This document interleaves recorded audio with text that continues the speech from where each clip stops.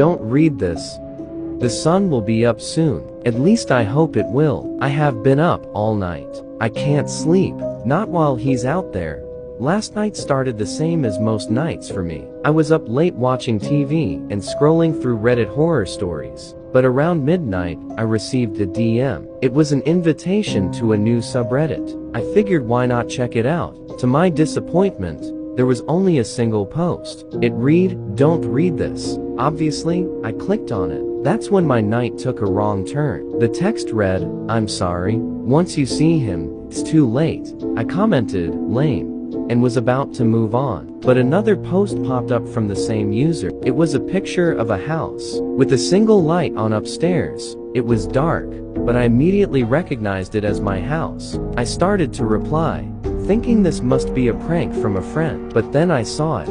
In the corner of the picture, there was a man standing outside my house. You just make out the silhouette of his head and show. I stepped away from my computer and looked out of my window. I saw him, standing in front of my house, almost completely out of the glow of the streetlights. I stood there for what seemed like a long time, but he didn't move. He just stared up at me. I went back to the keyboard and typed a reply. "Okay, you got me. Good one. Who is this?" There was a brief pause and a reply.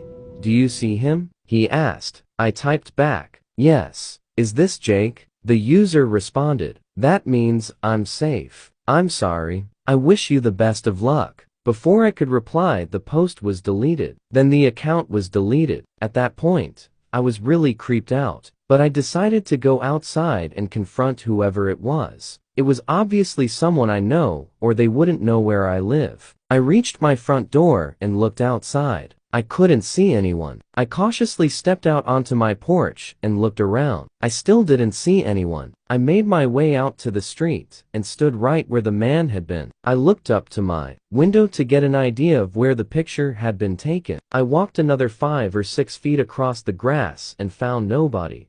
On my way back up the steps, heard leaves rustling in the yard. I stopped and looked around. I still found nobody there. I dismissed the noise as the wind or possibly the neighbor's cat and went inside. But someone had been there and took the picture. I thought to myself. I locked the door once I was inside. As soon as I did, there was a loud knock at the door. I froze. I hadn't closed the door more than 2 seconds ago. Whoever was knocking had to have been right behind me.